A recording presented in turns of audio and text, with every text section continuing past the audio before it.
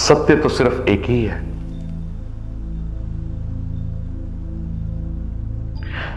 लेकिन फिर भी हमारे इस पूरे ब्रह्मांड में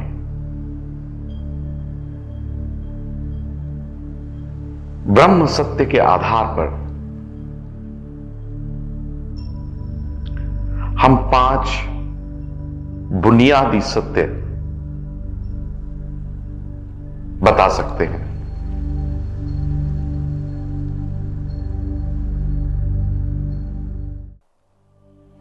ओम तत्सत। दाता याद है।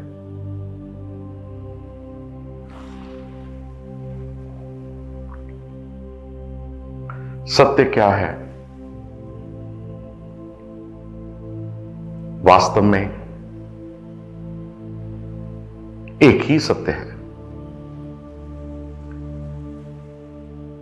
आप उसे परमात्मा कहें, ईश्वर कहें, अल्लाह कहें, ओम कहें, ओंकार कहें, एब्सोल्यूट ट्रूथ, सत्य तो सिर्फ एक ही है।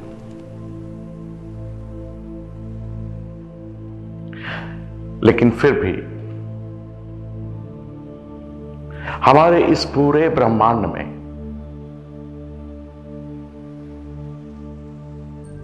ब्रह्म सत्य के आधार पर हम 5 बुनियादी सत्य बता सकते हैं। 5 बुनियादी सत्यों में से एक सत्य जो कि एब्सोल्यूट ट्रुथ है, जो निरंतर सत्य है, ईश्वर, गॉड।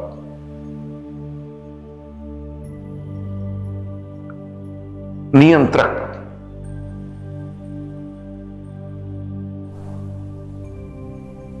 और दूसरा बुनियादी सत्य द सोल, जीव जिसको आप बोलते हैं, यानी कि नियंत्रक।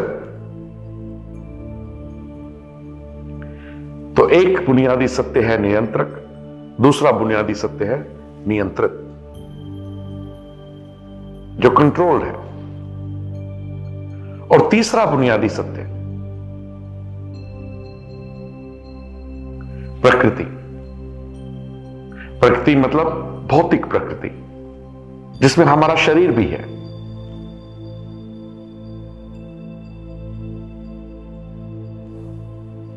और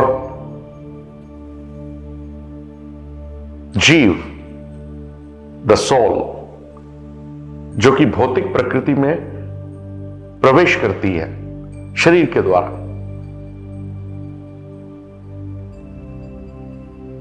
और चौथा जो बुनियादी सत्य है वो है काल, समय। पूरे ब्रह्मांड के अस्तित्व की अवधि काल, टाइम, समय,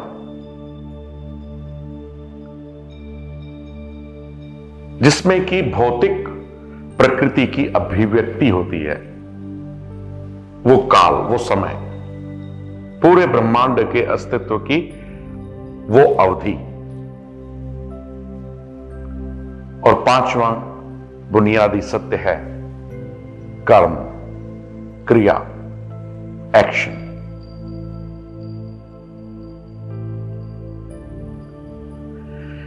जब ब्रह्मांडीय प्रकृति में कुछ होता है तो वो ईश्वर के कारण होता है, परम सत्य के कारण होता है, प्रथम बुनियादी सत्य के कारण होता है, क्योंकि नियंत्रक के बिना कुछ भी प्रकट नहीं हो सकता।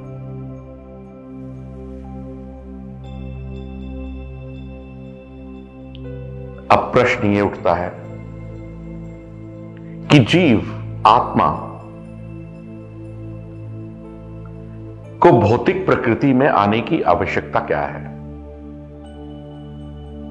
शरीर धारण करने की आवश्यकता क्या है?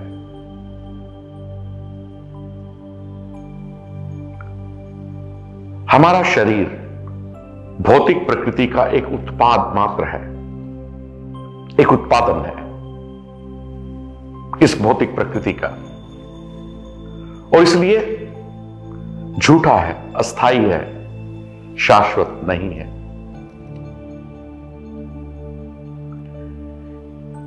इस जीवन का, इस जीव का, आत्मा का शरीर में आना और भौतिक प्रकृति में आना, उसका एकमात्र उद्देश्य है पूर्ण मुक्ति, पूर्ण मुक्ति प्राप्त करना। एकमात्र उद्देश्य जीव का भौतिक सृष्टि में आना शरीर के माध्यम से एक ही उद्देश्य है, एक ही कारण है, और वो है पूर्ण मुक्ति प्राप्त करना, संपूर्ण मुक्ति।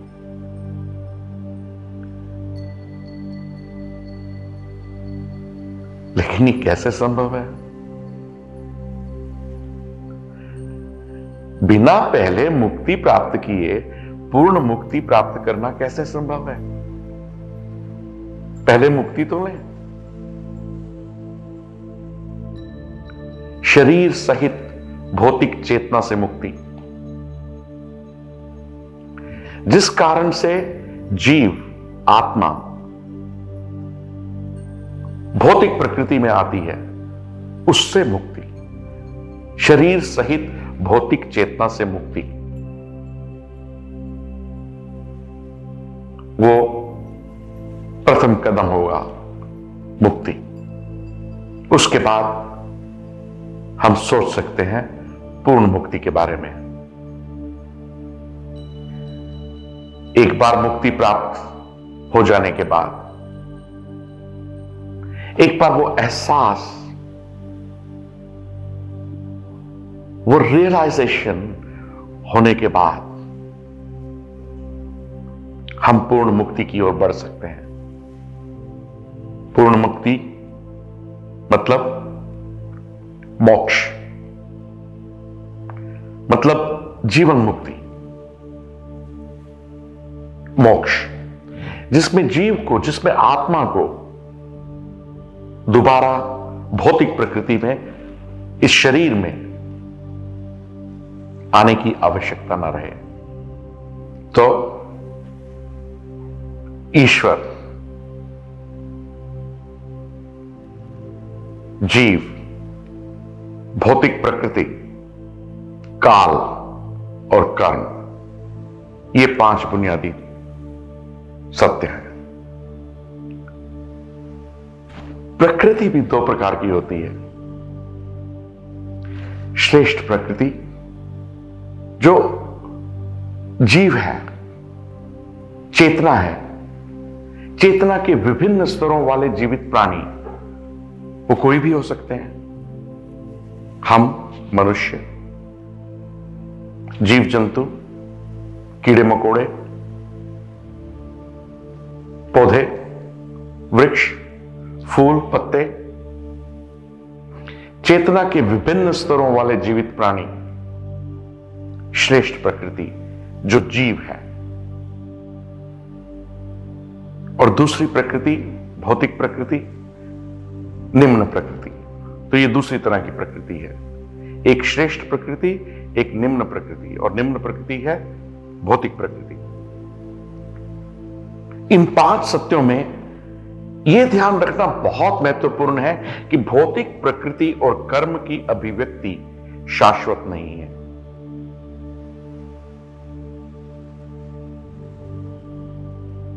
भौतिक प्रकृति और कर्म की अभिव्यक्ति यह शाश्वत नहीं है, वे अस्थायी हैं। कर्म के प्रभाव बहुत पुराने हो सकते हैं, लेकिन शाश्वत नहीं है। हम अपने कर्मों के परिणाम को बदल सकते हैं।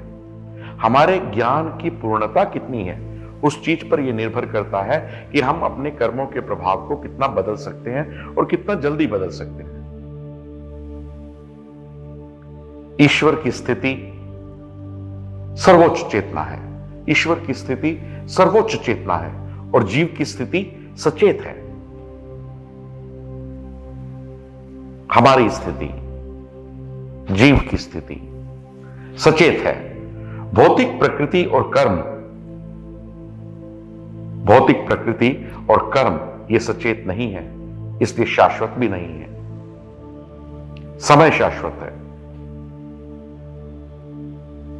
समय शाश्वत है क्योंकि सब कुछ चेतना सहित किसी ना किसी चीज के भीतर होना है,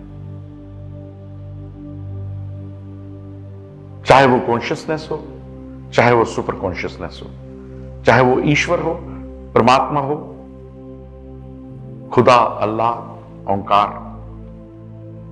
या हम जीव हो, वो समय के भीतर ही होना है। सब कुछ भौतिक प्रकृति और कर्म समेत, जीव और ईश्वर समेत, दाता समेत, सब कुछ समय के अंदर होना है, इसलिए समय शाश्वत है। काल को मिटाया नहीं जा सकता, काल शाश्वत है। जीवित प्राणी सर्वोच्च चेतना, हम जीव, आत्मा, सर्वोच्च चेतना मतलब गॉड, ईश्वर, अल्लाह, उसकी स्थिति प्राप्त नहीं कर सकते। उसकी स्थिति प्राप्त नहीं कर सकते, लेकिन निकट सर्वोच्च चेतना के, लेकिन उस सर्वोच्च चेतना के, उस सुपर कॉन्शियसनेस के, शुद्ध चेतना की स्थिति को प्राप्त कर सकते हैं, प्योर कॉन्शियसनेस को प्राप्त कर सकते हैं। Near God but not God. और उस अनुभव को हम अद्वैत का रूप देते हैं। उस अनुभव को, उस अनुशासन को, उस पल को, उस योग को, उस स्थिति को, उस कल्पना को हम अद्वैत के रूप में जानते हैं। जहां आप खुद को भगवान के बराबर समझते हैं, जहां आप खुद को भगवान समझते हैं, जहां आप खुद को ईश्वर, अल्लाह, ओम समझते हैं, दाता समझते हैं, उसके बराबर देखते हैं, उसके बराबर, उस सुपर कॉन्शियसनेस के बराबर, उस सुप्रीम चेतना के बराबर।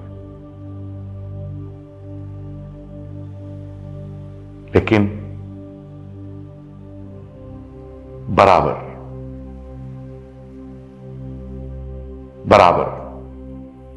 वो नहीं।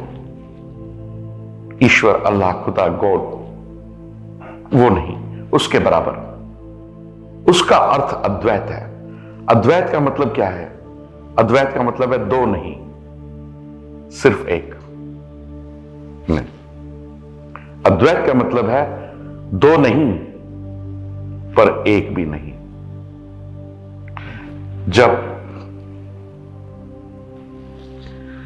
जब मन सभी दोषों से मुक्त हो जाता है तो वास्तविकता का ज्ञान उत्पन्न होता है।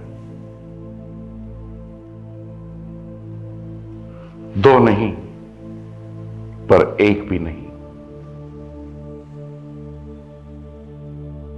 ये भाव,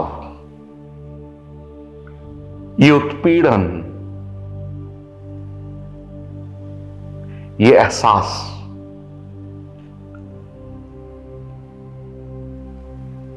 बहुत उम्दा है, बहुत अच्छा है। जो विषय लेकर जीव भौतिक प्रकृति में प्रवेश करता है शरीर के माध्यम से, जो कि विनाशकारी है, जो कि शाश्वत नहीं है। जीव शाश्वत है, लेकिन उसको शाश्वत होने के लिए भौतिक प्रकृति में प्रवेश करना पड़ता है, भौतिक प्रकृति में शरीर का रूप लेके आना पड़ता है। एक उद्देश्य के साथ कि उसको प्रथम बुनियादी सत्य के साथ समाहित होना है, उसी में बिखर जाना है, उसी में खो जाना है। एकात्मक दृष्टि, एकात्मक दृष्टि ब्रह्म और स्वयं का तत्काल ज्ञान, उसी का नाम अद्वैत दृष्टि है। और यह अद्वैत दृष्टि बिना भौतिक प्रकृति में आए, बिना शरीर धारण किए हुए जीव को नहीं मिल सकती, आत्मा को नहीं मिल सकती। परमात्मा, आत्मा, एक आत्मा, सर्वोच्च आत्मा का ज्ञान, ईश्वर, भगवान, अल्लाह, गॉड, दाता, वो एकात्मक दृष्टि कि सब कुछ एक है, सब कुछ ही एक है। वह उद्देश्य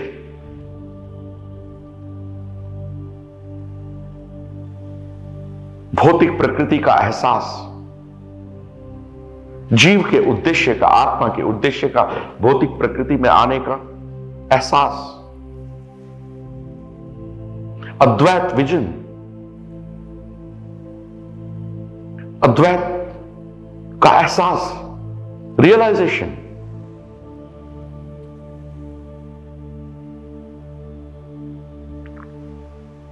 समझ काफी नहीं है, जानना जरूरी है, एहसास जरूरी है।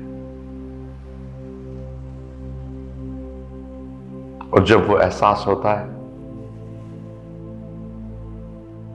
तो एक कंपन में सब बिखर जाता है।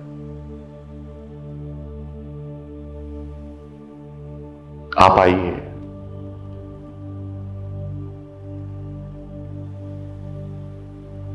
दोबारा जन्म लीजिए, इसी जन्म में, नहीं तो बहुत जन्म होंगे।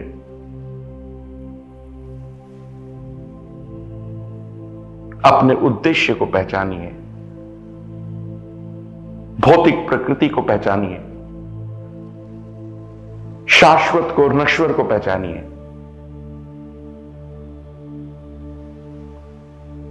दोबारा जन्म लें, इसी जन्म में, जानबूझकर, सोच समझकर, खुद से,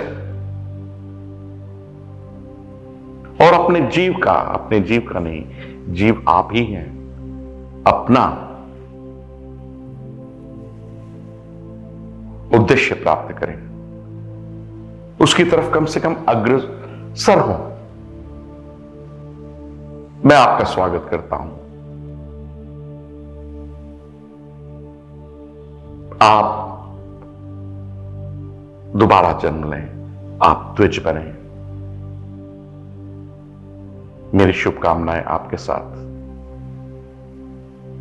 ओम तत्सत।